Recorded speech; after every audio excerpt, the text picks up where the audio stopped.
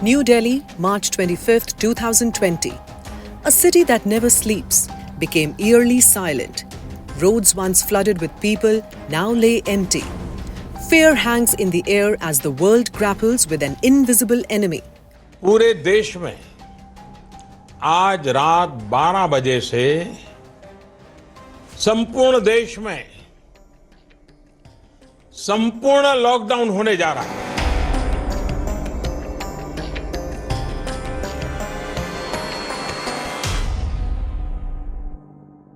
The city came to a halt. Streets emptied, homes became prisons, and fear gripped every heart. But as the living fought for survival, the dead had nowhere to go.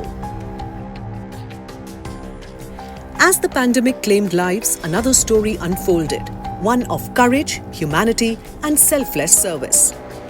This is the story of one of Delhi's unsung heroes, a COVID warrior not in a hospital, but at the cremation ground. For over 20 years, Sunil Kumar Aladia has dedicated himself to advocating for the homeless, or city makers as he affectionately calls them. Most were migrants struggling to build a life far from home, but nothing could have prepared him for the hardships that 2020 would bring. हम अक्सर काम करते हैं जो मेरा समय रहा है वो बेघर लोगों के बीच में रहा है। जो लोग सड़कों पर रहते हैं, गाँव से शहरों की तरफ पलायन करते हैं। जो हम माइग्रेशन की बात करते हैं कि माइग्रेट हुए हैं, प्रवासी मज़दूर हैं, ये सब चीज़ इनके बारे में जब हम बात करते हैं, तो देखने को आता है हम इन पे बात तो करते हैं, चर्चा भी होती है, लेकिन कोई रिज़ल्ट नहीं निकलता है।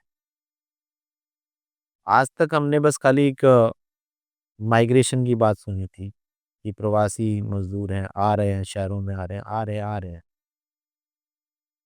तो उसको देखते हुए मद्देनज़र हमने 10 मार्च में अपनी टीम के साथ बैठे थे और बातचीत की कि अगर ऐसा दिल्ली में होता है, भारत देश के अंदर होता है, तो ये जो लोग सड़कों पर हैं, इनके लिए क्या इंतज़ामात होने चाहिए, कैसे क्या होना चाहिए? तो हमने पॉलिसी निकाली, स्कीम्स निकाली जो बेघर लोगों को लेकर थी। तो हमने 15 मार्च को एक डॉक्यूमेंट बनाया, पॉलिसी बनाई कि अगर जो लोग सड़कों पर हैं, शेल्टर के अंदर हैं या जिनके पास स्पेस नहीं होगा, तो उनके लिए क्या सुविधाएँ होनी चाहिए। तो हमने एक डॉक्यूमेंट भारत सरकार को और देश की राजधानी दिल्ली में जिस तरीके के लोग थे, उनको सुपुर्द किया और भेजा। बताया कि अगर देश की राजधानी या भारत के अंदर जो वंचित समुदाय है, जो शहरों के अंदर जिनके पास घर नहीं है, जो शेल्टर में रह रहे हैं, अगर वो इससे पीड़ित हो जाएँ, तो उनके लिए क्या एहतियात बरतना चाहिए? With businesses shut down, daily wage workers and beggars lost their only source of income. Shelters, already overcrowded, struggled to maintain social distancing. Many were forced to sleep on pavements, under flyovers, or outside shuttered shops. Access to clean water and food became a daily battle as roadside eateries and community kitchens closed. तो हमने वो चीज़ें बनाई और सरकार को सौंपा। तो 18 मार्च को हमने सरकार को दे दिया था। 18 के बाद 20 तारीख को 18, 19, 20 में थोड़ा-सा जो लोग थे उनके रोज़गार पे असर पड़ना शुरू हुआ। जो डेली वेजर्स थे, उनको काम मिलना थोड़ा-सा मुश्किल होने लगा। तो कश्मीरी गेट के पास एक जवार श्रमिक स्थल है, वहाँ पे अक्सर हम आना जाना रहता है और करीब वहाँ पे 5 से 7 हज़ार जो लोग हैं दिल्ली की सड़कों पर रहते हैं। ये वो एरिया है जो कि दिल्ली 6 का चांदनी चौक, चावड़ी बाज़ार व्यस्त इलाका है, जहाँ पे दिहाड़ी मज़दूर काम करते हैं। रात को जाना हुआ तो देखा कि भीड़ तादाद में थी, लोगों के पास खाने को न नहीं था। 19 तारीख की रात को, 20 तारीख की रात को और 20 तारीख को डिक्लेयर कर दिया गया था कि 21 तारीख को जनता कर्फ्यू है, 1 दिन का कर्फ्यू रहेगा। जैसे ही 20 को ये डिक्लेयर हुआ तो हमें भी लगा कि 1 दिन तो उपवास भी हो सकता है, 1 दिन शांति से भी रह सकते हैं। लेकिन फिर मंशा गई कि सरकार आखिर ऐसा क्यों कर रही है या ऐसा क्यों करना चाह रही है? देखने में आया कि कहीं ऐसा तो नहीं है कि जो एक आबादी है वो भूख से ना मर जाए? जो एक आबादी है उनको की देख-रेख ना हो पाए? तो हम रात को 20 तारीख को जब निकले तो सब चीज़ समाज के अंदर सब राशन की दुकान पर भीड़-भाड़ लगने लगी। सब एक दिन के लिए कि भई एक दिन का कल का दिन है कैसे चलेगा? सबने अपना चीज़ें करना शुरू किया। लेकिन जैसे ही 21 तारीख की रात को उन्होंने बोला कि लॉकडाउन लग जाएगा, तब एकदम से लगा कि हाँ, कि कुछ ना कुछ बड़ा होने वाला है। हर 100 साल में या 50 साल के अंदर कोई ना कोई ऐसी महामारी आती है। हर एक देश के अंदर आती है कहीं न कहीं। और जिस तरीके से क्लाइमेट चेंज हो रहा है, चीज़ों को लेकर देखना है। कुछ अच्छा भी लगा, लेकिन मानवीय आधार पे देखें तो ऐसी चीज़ें नहीं होनी चाहिए कि जैसा उन्होंने दिखाया हमें, जैसा हमने देखना चाहा कि किस तरीके से लोग अपने लोगों से दूर होते चले गए, संवाद नहीं रहा और इस त्रासदी ने ये भी सिखाया कि अभी अगर नहीं सँभले तो स्थिति बहुत ही नाज़ुक हो जाएगी। देखिए, कोविड के दौरान जो बेघर लोग थे, उनके लिए हमने जो स्कीम थी, स्कीम के अकॉर्डिंग बोला है कि आप स्पेस दीजिए। सरकार 14 पत 14 तारीख तक तो नहीं मानी, 14 अप्रैल 2020 तक। लेकिन जैसे ही कोविड के दौरान पूरा देश की राजधानी दिल्ली में जिस तरीके से बंद हुआ, चांदनी चौक, नई दिल्ली रेलवे बंद, दिल्ली रेलवे स्टेशन, बाकी चीज़ें जिस तरीके से बंद हुई और लोगों का आना-जाना बंद हो गया, तो एक लेन बचती थी कश्मीरी गेट। आनंद विहार बस बस अड्डे पे भीड़ है या फिर कश्मीरी गेट बस अड्डे पे भीड़ है। लेकिन आनंद विहार और कश्मीरी गेट में दोनों में डिफरेंस ये था कि कश्मीरी गेट जो पैच है, उस पे करीब उस समय 20,000 लोग बाग खुले में यमुना के रिवर बेड साइड रहते। तो सरकार ने स्कीम के तहत चीज़ों को इम्प्लीमेंट किया और जो आज शेल्टरों में खाना आ रहा है, ये उसी समय की देन है कि शेल्टरों में खाना मिलने लगा है। कैज़ुअलिटी शेल्टर होम में हुई, लेकिन वो कोविड को लेके नहीं हुई। वो रिकॉर्डेड डॉक्यूमेंट है, जब शेल्टर होम में आग लगी या सिविल डिफेंस और बेघर लोगों के बीच में जो टसल हुआ, आप 15 सिविल डिफेंस वालों से क्या तुलना करते हैं कि करीब 20,000 पब्लिक संभल जाएगी? या आप समझते हैं कि 50 लोगों से 20,000 लोगों को 3 टाइम का खाना खिलाया जा सकता है? पॉसिबिलिटी नहीं है कि आप 50 लोग जो वॉलंटियर शेल्टर होम में काम करने वाले हैं, उनसे आप सुबह का नाश्ता, दोपहर का खाना और रात का खाना, 3 टाइम का खाना 20-20 हज़ार लोगों को खिलाना आसान बात नहीं है। और जब आप खाना देते हैं तो वो खाना मतलब एक न्यूट्रिशियस फूड की बात होती है। ये नहीं कि दिया आपने बस ये लीजिए खाना हो गया, ऐसा नहीं है। जिस तरीके से 20,000 लोगों को खाना नहीं मिल रहा था 10-15 दिन से भूखे त्रस्त थे लोग। लोगों ने उन दोनों में आपस में झगड़ा हुआ। सिविल डिफेंस वाले डंडे से बात कर रहे थे उन्होंने, आग लगा दिया एक तबके ने। तो सरकार जागी तो उनके लिए फिर स्टेडियम में जगह बनाई, उनके लिए फिर स्कूल खोले गए। जबकि हमने प्लान 18 मार्च 2020 को दे चुके थे। तो कहीं न कहीं व्यवस्था प्रशासन की ज़िम्मेदारी थी कि ये भी तबका है, ये भी लोग हैं। वहाँ दिनेश प्रजापति नाम का व्यक्ति जो कि पिछले कई समय से वहाँ रह रहा था, उसने बोला कि सरकार खाना शुरू कर दीजिए। वरना हम भूख से मर जाएँगे। कोरोना नहीं मारेगा हमें, हमारे को भूख मार देगी और उसके 2 दिन बाद कोविड सेंटर के अंदर उसकी डेथ हो जाती है। लोग बाग कबूतर का दाना, गेहूँ भून कर खाते हैं। सड़े केले पड़े हुए हैं यमुना में, सूखी पूड़ी पड़ी हुई है, उसको उठा के खा रहे हैं। तो लोगों के पास तो चीज़ें नहीं थी और हम हाशिए के लोगों की बात कर रहे हैं। हाशिए के लोग और जो घरों में लोग रह रहे हैं, घरों में जो लोग थे, कोविड ने बता दिया कि आप भी हाशिए के लोग हैं। आप में और उनमें ज़्यादा अंतर नहीं है। बस एक थिन लाइन है, बिल्कुल एक छोटी-सी महीन लाइन है जिसको आप लोगों को समझने की ज़रूरत है।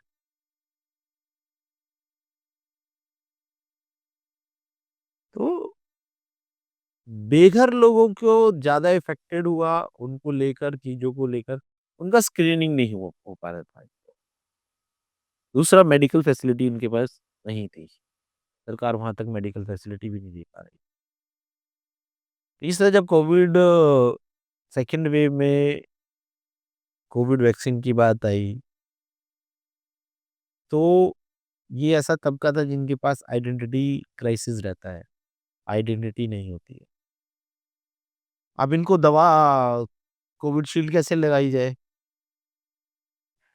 तो हमने उन्हीं लोगों से पत्र के माध्यम से, सोशल मीडिया के माध्यम से, कुछ-कुछ वीडियो के माध्यम से सरकार से अपील कराई कि हम लोग भी शेल्टर होम में रहते हैं। उनके साथ समस्या ये थी कि सरकार ने बोल दिया कि काम उसी को मिलेगा जिसको कोरोना की दवाई लगी हो, इंजेक्शन लगा होगा।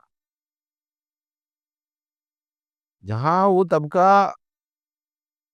परेशान था काम के लिए, उन्होंने कोविशील्ड लगाई। दिक्कत ये आ रही थी कि हम नहीं लगाएँगे, तो हमने तैयार किया कि सबसे पहले केयरटेकर लगाएगा, केयरटेकर फिर अवेयर करेगा लोगों को, फिर उससे जाके वो कोविशील्ड लगाई, दवाई लाई गई।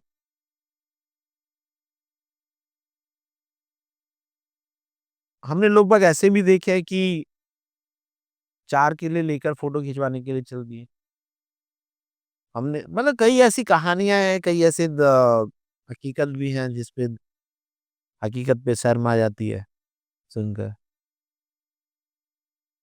कि कहीं सेंट्रल विस्टा बन रहा है तो सेंट्रल विस्टा के लोग बाहर खड़े हैं तो पुलिस उनको मार रही है पार्लियामेंट के बाहर।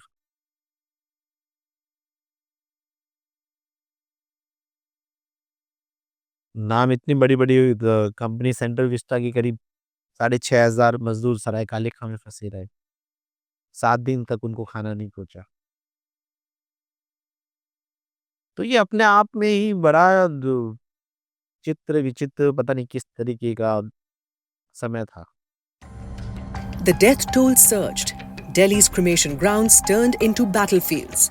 Each day, Sunil with his team helped cremate over 20 bodies, sometimes 30. His only armor, a flimsy PPE suit and an unwavering spirit.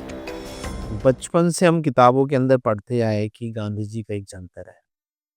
बचपन में मज़ाक समझते कि गांधी जी का जंतर, जंतर, जंतर। लेकिन जब आप उसको पढ़ते हैं और आखिरी अंतिम व्यक्ति की जब बात करते हैं कि आप जो काम करने जा रहे हैं, उससे अंतिम व्यक्ति पर क्या असर पड़ेगा? या आप कोई स्कीम बना रहे हैं या आप कोई पॉलिसी बना रहे हैं या आप कुछ ऐसा कल्याणकारी चीज़ें करना चाह रहे हैं कि सबसे अंतिम व्यक्ति पर क्या असर पड़ेगा? सर्दी जा रही थी, गर्मी आ रही थी, थोड़ा-सा मौसम ऐसा था कि एक तरफ होली मन रही थी, एक तरफ देश की राजधानी के अंदर कुछ अलग ही सत्ता के गलियारे के अंदर कुछ अलग ही स्कीम्स वगैरह बन रही थी कि चीज़ें की कैसे टैकल किया जाए। पक्ष-विपक्ष, सरकारें, दल ये सब अपने आपस में लगे हुए थे। जहाँ सर्दी में एक बेघर लोगों की मौतों का मामला होता है, वहीं जब इस तरीके से चीज़ें आई, तो हमें लगा कि कहीं ऐसा ना हो कि सर्दी में जो लोग शेल्टरों में रह रहे थे, वो गर्मी में जब कोविड के दौरान आएँगे, तो कहीं न कहीं वो कम्युनिकेबल डिज़ीज़ से अफ़ेक्टेड होंगे और कोविड जो था वो पूरा कम्युनिकेबल डिज़ीज़ के ऊपर ही आधारित था कि इफ़ेक्टेड ना हो जाए लोग, इन्फेक्शन ना हो जाए। हर जगह बात चल रही थी कि हाथ धोइए, तो वो एक तबका ऐसा था जिनके पास तो हाथ धोने के लिए क्या, पीने के लिए पानी भी नहीं था। तो जब गर्मी के समय जब ऐसी चीज़ें हुई, मार्च के एंडिंग में लोगों के पास चीज़ें नहीं पहुँची, देश की राजधानी के मुख्यमंत्री ने बोला कि आप नज़दीक के रैन बसेरे में जाकर खाना खा लीजिए, खाना ले लीजिए। तो जो राजनीति में बैठे थे, जो सत्ता में बैठे थे, उनको भी ये बुनियादी चीज़ें की जानकारी नहीं थी कि जो रैन बसेरे जो अंतिम व्यक्ति के लिए बनाए गए थे, उसमें किचन तक नहीं है। तो आपने आम जनता को कह दिया कि आप नज़दीक के रैन बसेरे चले जाइए। तो देखने को मिला कि जो आम जनता थी वो शेल्टर होम की तरफ मूव कर गई और वहाँ पर वो शेल्टर में रहने वाले लोग और जो केयरटेकर थे उनके ऊपर दबाव बनाने लगा कि मुख्यमंत्री ने कहा है कि आप रैन बसेरे से जाकर खाना ले लीजिए। ये बात उस समय की है जब रैन बसेरे में खाना उपलब्ध ही नहीं होता था। जो लोग शेल्टर में रहते थे, उनके लिए खाली सोने की व्यवस्था थी और इसके अलावा कोई व्यवस्था नहीं थी। तो हास्यास्पद लगता है कि एक तरफ मुख्यमंत्री ये कह रहे हैं कि आप जाकर शेल्टर होम में खाना ले लीजिए, जनता जा रही है। तो वो एक बैलेंस जो था, वो बिल्कुल चरमरा गया। जो शेल्टर में रह रहे थे क्या वो खुद अपने आप को ठगा-सा महसूस कर रहे थे कि ये हमारे रहने के लिए जगह थी। इस पे भी लोग बाग इसमें भी आकर चीज़ें माँगने लगे हैं, कि जो अंतिम व्यक्ति है उसके पास तो है ही नहीं चीज़ें और आप उससे माँग रहे हैं। बड़ी ही दयनीय स्थिति थी कि उस समय जहाँ हमारे को केयरिंग शेयरिंग की भूमिका निभानी चाहिए थी, लोगों का ध्यान रखना था, लोगों के साथ चीज़ें बाँटनी थी। ये आज वाली बटेंगे और कटेंगे वाली बाँटना मतलब शेयरिंग करने वाली चीज़ें थी। हम उस पे ध्यान ही नहीं कर रहे हैं। तो जब तक हम बाँटेंगे नहीं अपने दुःख-दर्दों को और लोगों को समझेंगे नहीं तो चीज़ें नहीं समझ में आएँगी।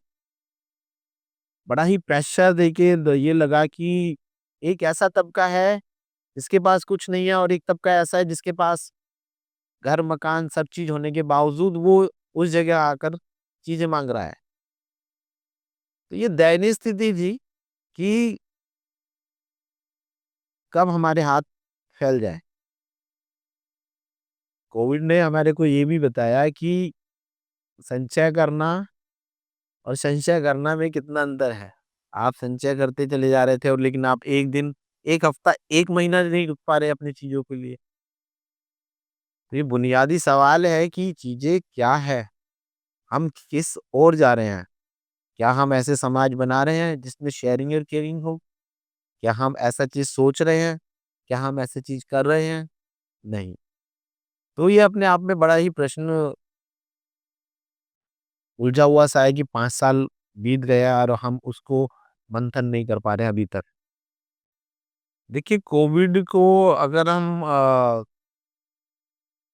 साप्ताहिक तौर पे देखें तो 1 हफ्ते पहले मास्क उचित दूरी की बात हुई, दूसरे हफ्ते मास्क की बात हुई, तीसरे हफ्ते डिस्टेंस को लेकर बात हुई और खाने को लेकर बात हुई। उसके बाद स्थिति आई मेडिकल पे, जिसकी बात ही जो सबसे पहले सर्वोत्तम बात होनी थी, हेल्थ की, कि किस तरीके से सरकार अपना मैसेज एक ठीक से पहुँचा पाए। ये जो सारी व्यवस्था चरमराई, वो कहीं न कहीं समाज और सरकार के और प्रशासन का समन्वय ना होने से था। घटना मैं ये आपको 26 मार्च 2020 की है, हमारे पास कॉल आया। बिहार से एक यंग लड़का था, उसकी डेथ 26 मार्च को हो जाती है। अब डेड बॉडी अम्बेडकर हॉस्पिटल में थी। हमने बोला कि ठीक है अभी वेट करते हैं कि क्या गाइडलाइंस आती हैं। तो 26 तारीख को पता लगा कि पहले पोस्टमार्टम होगा। हम 27 को पहुँचते हैं। 27 को कहते हैं कि अभी पोस्टमार्टम के लिए दूसरा कोई एडवाइज़री आई है। तो उस दिन नहीं हो पाता है, 28 को जाते हैं, 28 को नहीं हो पाता है, 29 को जाते हैं, 29 को नहीं हो पाता है। तो चीज़ें ऐसे करते-करते डिले होती चली गई, 1 हफ्ते बाद हम वो डेड बॉडी वहाँ से अम्बेडकर हॉस्पिटल से लेकर आए। लेकिन वो लड़का होली के समय खाली दिल्ली में आया था, 26 साल का, 27 साल का लड़का था, उषा की फैक्ट्री में काम करता था। कहते हैं कि अटैक पड़ा उसको और वो डेथ हो गई। जब हमने डॉक्टर से पूछा तो डॉक्टर ने बताया कि इसको कोविड था। अब उसके जो परिवारजन थे वो उसको हाथ लगाने के लिए तैयार। हमने वहाँ आस-पास मॉर्चरी वालों से बात की तो बोले कि हम भी नहीं लेके जाएँ। तो हमने हिम्मत करके हम जब मॉर्चरी के अंदर गए और उन्होंने बोला कि आप ये नंबर देख लीजिए और डेड बॉडी अंदर से आइडेंटिफ़ाई कर लीजिएगा। अब हमने तो शक्ल देखी नहीं है, खाली नंबर्स उस पे हैं। तो उस लड़की का जो जीजा था वो हमारे साथ अंदर तक गया। हमने उसको आइडेंटिफ़ाई कराया कि हाँ, यही है। तो अमार लगे हुए थे, एक के ऊपर एक डेड बॉडी थी। डेड बॉडी को खींच के निकालना, चीज़ें देख रहे थे। लोग बाग डेड बॉडी लेने नहीं आ पा रहे थे। या फिर ये कह लीजिए कि सरकार ने कुछ ऐसे नियम कायदे कानून बना दिए थे, जिससे बाहर निकलना भी परेशानी का सबब बन रहा था, मुश्किलें हो रही थी। उस डेड बॉडी को लेकर जब हम वहाँ से निकलते हैं तो एक पुलिस वाला कहता है इसको 400% मैं बोल रहा हूँ कि इसको कोविड है। अब एक तरफ दिल और एक तरफ दिमाग जब बात चलती है कि आप अच्छा करने जा रहे हैं, डॉक्टर भी हैं, चीज़ें भी हैं, कि क्या होगा? ज़्यादा से ज़्यादा क्या होगा? एक ज़िंदगी मिली है, उस ज़िंदगी को देखते हैं कहाँ तक ऊपर वाला लेके चलता है। कोविड के दौरान ज़्यादातर हमने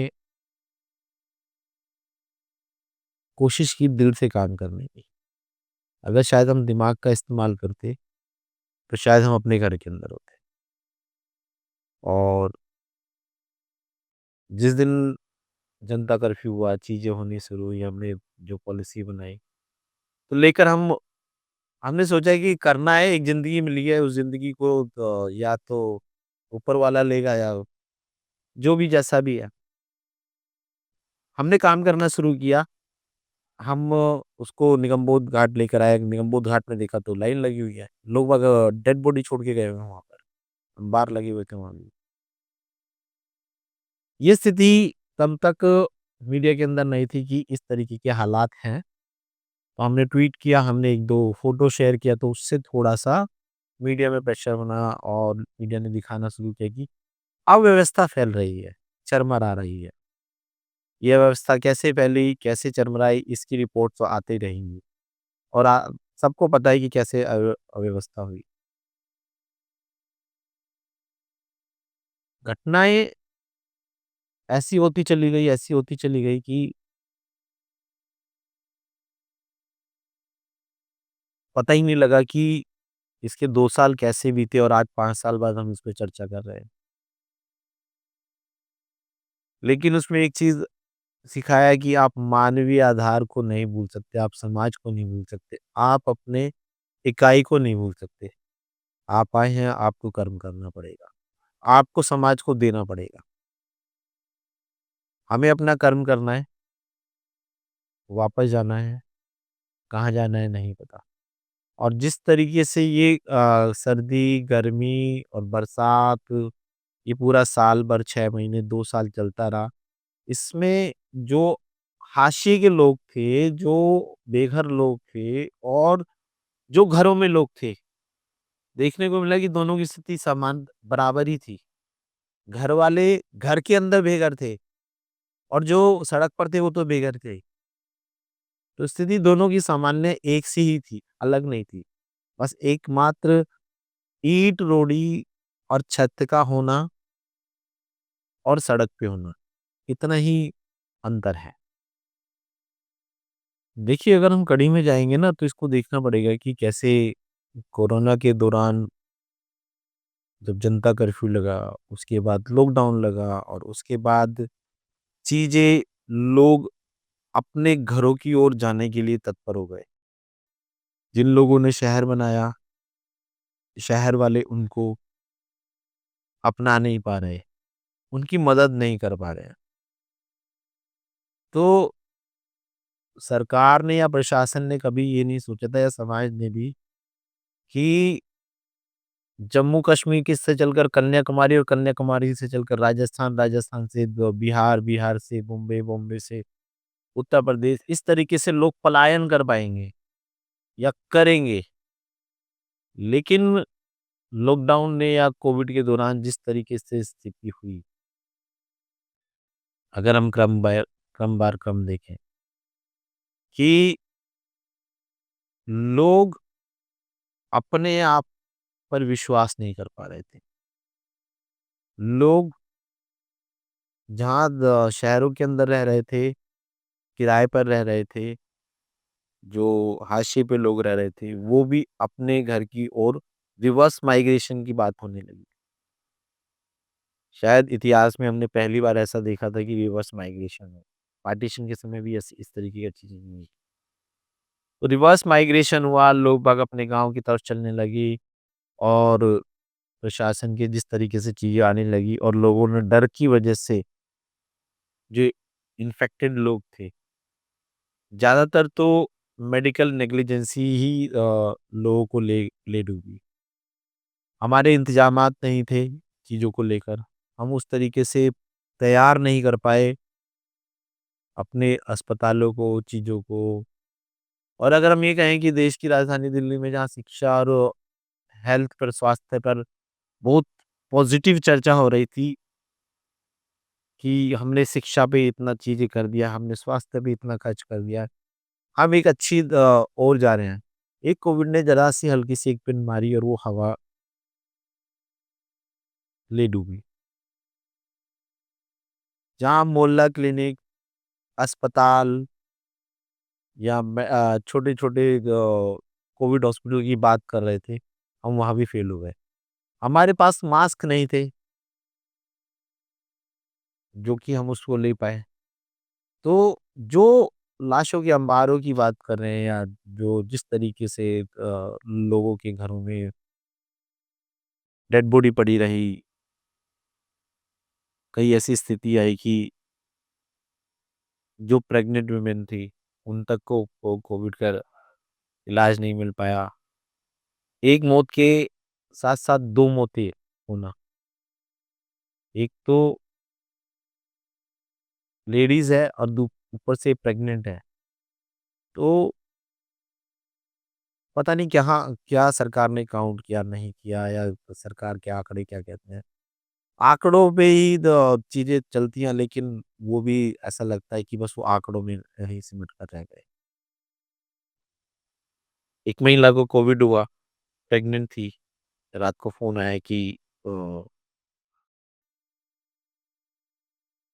ज़रूरत है तो ऑक्सीजन की। हम रात को ऑक्सीजन लेकर पहुँचे।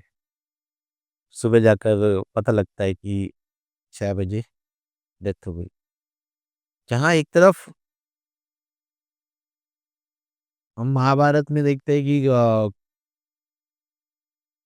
चक्रव्यूह की कहानी अभिमन्यु सुन रहा है। लेकिन अभिमन्यु तो ये आया बाद में। लेकिन यहाँ तो अभिमन्यु भी पेट में मर गया। The COVID 19 pandemic exposed the true nature of society. Fear and hesitation took over, even among families. Many were unwilling to perform the final rites for their loved ones. Countless bodies had no one to claim them, no family to mourn them. He stepped in, performed their last rites, and prayed for them as if they were his own. स्थिति बड़ी नाजुक थी। लोग मदद करने के लिए तैयार नहीं थे। अपने लोग ही मदद करने के लिए तैयार नहीं, दूसरों के लिए छोड़ दीजिए। लेकिन जिस तरीके से सोसाइटी ने आगे आकर काम किया, ये मैं बात करूँ कोरोना फर्स्ट वेव की 2020 की। इसके बाद जो 2021 में मंज़र देखा वो शायद ही दिल दहलाने वाली चीज़ें हैं। उस पे चर्चा करना या चर्चा ना करना,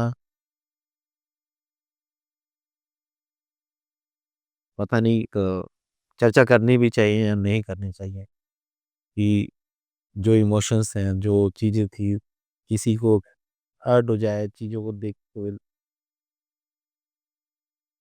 लगता है कि चर्चा होनी भी चाहिए और लगता है कि चर्चा नहीं भी होनी चाहिए। कहते हैं कि जो दुःख के घड़ी थी उसको भूल ही जाए तो बेहतर है। उसको क्या याद करना?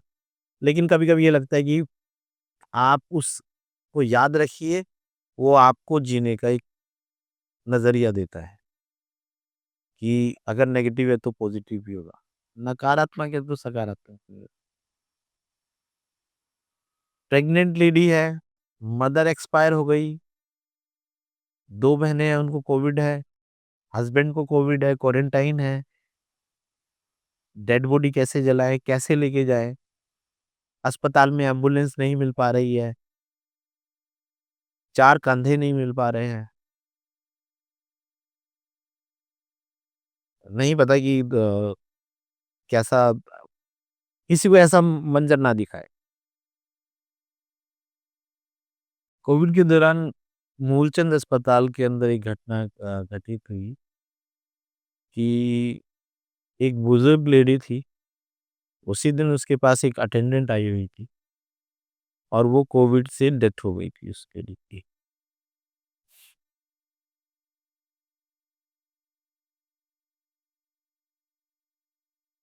जो बेटा था उसका, वो उसकी डेड बॉडी के पास नहीं जा पा रहा, जाना नहीं चाहता था वो। और जब हमारे पास कॉल आया, हम पहुँचे वहाँ पर, तो उस समय तो हमारे दिमाग में बस ये था कि लोगों की मदद करनी है, नहीं लेकिन लोगों ने अपने दिमाग में क्या बनाया हुआ था वो एक अलग ही कहानी है। लोग ये समझते थे कि ये शमशान से आया है, लोग ये समझते थे कि ये म्युनिसिपैलिटी वाले हैं, लोग बस अलग तरीके से धारणाएँ थी लोगों की, लेकिन ठीक है, सबका अपना-अपने सोच है, मान्यताएँ मानने की। और जिस माँ ने 9 महीने पेट में पाला और जवान लड़का उसके पास तक नहीं जा पा रहा है कि कोविड है, ठीक है, आप ही कर दीजिए, आप ही कर दीजिए।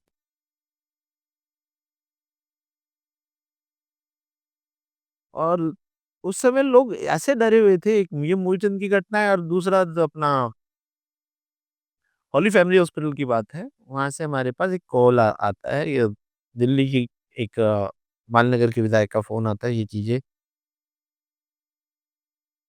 ब्रिगांजा करके नाम था उनका।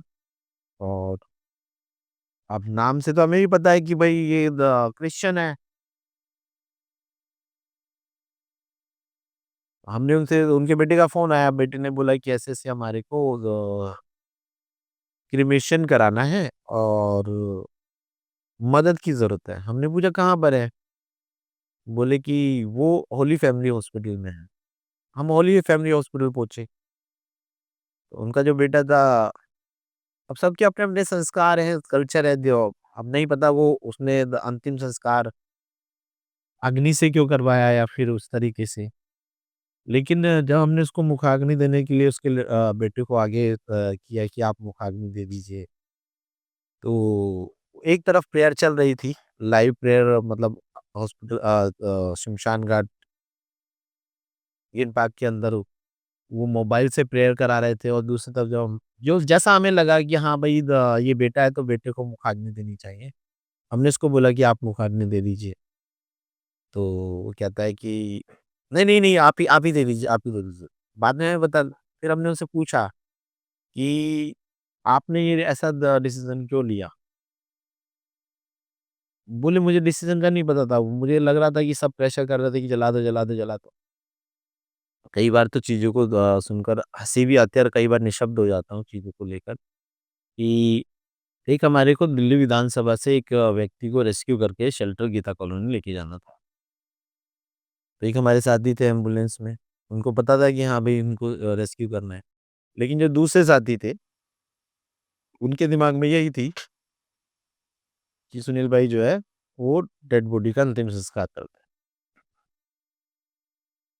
तो वो दोनों व्यक्ति थे। हम पहुँचे दिल्ली पुराना विधानसभा के पास। पुराना विधानसभा के पास से हमने उस व्यक्ति को लिया, आसाम का था। उसको हमने रेस्क्यू करा के एम्बुलेंस में हमने बोला इसको गीता कॉलोनी ले जाइए। तो जो एम्बुलेंस का ड्राइवर था वो गीता कॉलोनी की तरफ मूव करता है दिल्ली विश्वविद्यालय से। जैसे ही वो कश्मीरी गेट, निगम बोध घाट के पास क्रॉस करता है तो दूसरा हमारा साथी इससे बोलता है, क्या भैया इसको आप जिंदा ही जला देंगे? मतलब सोच देखिए कि जो हम काम कर रहे हैं, हमारे साथी भी नहीं समझ पा रहे हम करना क्या है। वो भी स्टक हो जा रहे थे कि क्या हम जिंदा व्यक्ति को भी जला देंगे? तो ये अपने आप में प्रश्न है, बहुत सारी चीजें हैं जो समझने की जरूरत है। और इस पे चर्चा मुझे लगता है कि होनी चाहिए। जिस तरीके से संवाद टूटता जा रहा है, जिस तरीके से समाज बनता चला जा रहा है, जिस तरीके से हम असहिष्णु होते चले जा रहे हैं, पेशेंस की जगह हम पेशेंट होते जा रहे हैं। जहाँ सिविलाइज सोसाइटी मानसिक रोग पे बात कर रही है, हम रोग पे ही बात नहीं कर पा रहे हैं। तो ये अपने आप में बड़ा ही चिंता का विषय है कि जो जनरेशन आ रही है और जिस तरीके से पहिए ने और मोबाइल ने क्रांति की, या जिस तरीके से दूरियों को कम किया है, वो दूरी बहुत ही खाइयों की दूरी है। उसमें खाई है, दूरी को तो कम कर दिया है, लेकिन इतनी नजदीकी है कि वो खाई नजर नहीं आ रही है। एक महिला की डेथ एलएनजेपी हॉस्पिटल में हो गई, तो उसके बाद हमारे पास कॉल आया कि सर इस तरीके से हम दूर हैं और वृद्ध थी महिला, उनकी डेथ हो गई है, आप उनका अंतिम संस्कार कर दीजिएगा। तो बोला ठीक है, हम वहाँ पहुँचते हैं तो पता लगता है कि डेड बॉडी हम लेकर आ गए। बाद में हफ्ते भर बाद हमारे पास फ़ोन आता है कि सर वो डेड बॉडी के साथ वो उनके है ना कंगन भी थे 2। तो मैंने कहा जी देखिए हमारे को डेड बॉडी मिलती है, हमारे को कंगन से मतलब नहीं। तो उन्होंने फ़ोन किया हॉस्पिटल में। तो हॉस्पिटल से हमारे पास नर्सिंग डिपार्टमेंट का फ़ोन आया कि जब आप डेड बॉडी लेके गए थे, तो क्या आपने कोई सामान रिसीव किया था? मैंने कहा मेरे को खाली डेड बॉडी मिली थी और कोई सामान रिसीव नहीं। बोले तो उनके 2 कंगन हैं, आप वो कंगन लेके चले जाइए। अब वो कंगन लेने गए, कंगन लेकर आए तो कहते हैं कि karma never forget your ate. तो वो कंगन लेकर आए तो एक व्यक्ति आया हुआ था, उसके घर शादी थी, मदद के लिए आया हुआ था। शायद कहते हैं कि जो सामान है वो उसी के लिए ही होता है। तो हमने वो कंगन उसको उसी समय दिए कि भाई ये आप, हमने उसको बता दिया था पहले कि इस तरीके से डेथ हो गई थी, वो उनके कंगन है, अगर आप इसको इस्तेमाल करना चाहे तो उसको कर सकते हैं। तो कभी कभी ये लगता है कि मरने के बाद भी अगर लोग काम आ जाए। एक घटना ऐसी है कि ग्रीन पार्क शमशान घाट पे थे, हम थोड़ा सा इंतजार कर रहे थे, देखा एक डेड बॉडी आई लेडी की, उसके साथ कुछ लोग थे। तो एक लेडीज रोती रोती आती है, हाय माँ मर गई, हाय माँ मर गई, हाँ वो जाके उसके साथ डेड बॉडी के साथ लिपट जाती है। तो हमारे साथ साथी था, वो कहते देखो कितना विचित्र दृश्य है।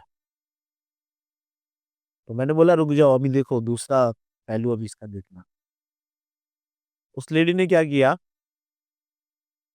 जेब से या साइड में कहीं उसके पास प्लास था, प्लास से जो डेड बॉडी थी उसके कंगन थे हाथ में। कंगन काटे, चुपचाप से निकाले, रखे और रोती-रोती खड़ी होती कहते हैं। जिस तरीके से वो ड्रामा करते हैं, वो ड्रामा चल रहा था। मतलब एक ड्रामा ही था ये पूरा।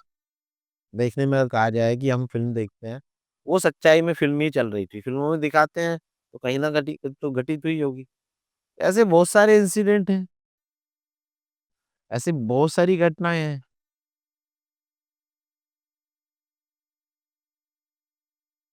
कि समझ नहीं आता कि कैसे उसको बयाँ करें, कैसे ना करें।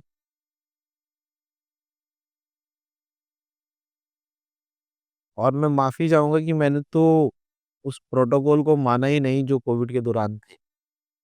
उसके कई कारण थे, वो अपनी-अपनी मान्यताएँ भी हैं। हमने अपने दृढ़ निश्चय और दिल की और दिमाग की बात को मानते हुए काम किया। पता नहीं उसके क्या परिणाम होंगे, क्या नहीं होंगे, क्या अच्छा होगा, क्या बुरा होगा। लेकिन जो बार-बार कहते हैं कि आपने लोगों की बहुत मदद की, तो मैं तो बस इतना ही मानता हूँ कि मैंने लोगों की मदद ना करके मैंने अपनी ही मदद की है। हम जब भी दूसरों की मदद करने के लिए आगे बढ़ते हैं, वो हम दूसरे की मदद नहीं कर रहे होते हैं। वो हम अपनी मदद कर रहे होते हैं कि हम कितना उसको सहन कर सकते हैं, हम कितना पेशेंस रख सकते हैं, हम कितना लोगों के साथ चल सकते हैं, हम कितना लोगों को समझ सकते हैं। यही एक चीज़ रह जाती है कि इंसान के जाने के बाद हम उससे बातचीत नहीं कर सकते, बस हम उसको यादों में ही बयाँ कर सकते हैं। और जब तक आप अपने आप के प्रति समर्पित नहीं हो होते हैं, जब तक आप अपने दिल और दिमाग की बात नहीं सुनते हैं, तब तक कोई भी रिश्ते, नाते, कोई भी यारी दोस्ती, कोई भी समाज आपको आपके प्रति समर्पित नहीं होगा। तो सेल्फ डेडिकेशन और अपने आप से चीज़ों को समझना, सुनना, करना ये बहुत ज़रूरी है। इसको समझने की बहुत ही ज़रूरत हमें हम बार-बार बोलते हैं समझने की ज़रूरत। लेकिन समझना क्या है वो हमें अपने आप से समझने की ज़रूरत है। कि समझना क्या है? कि हम पहले अपने आप को तो समझ लें, हू एम आई? मैं कौन हूँ? इसी पे सृष्टि चल रही है, इसी पे पूरा ब्रह्मांड चल रहा है कि हम आए यहाँ पे अपना हम एक छोटे से निमित्त मात्र हैं। छोटा-सा एक पानी का बुलबुला है, इसके अलावा कुछ नहीं। Sunil's experiences are a wake up call to the conscience. In the face of death, he chose humanity. For him, each body wasn't just a number, it was someone's father, mother, child. He never asked for recognition. But the city noticed. A simple man, a sacred purpose, giving dignity to the departed. When the smoke fades and memories remain, we will not only remember the warriors in white coats, but also the ones in ash-stained uniforms who stood by the fire till the very end.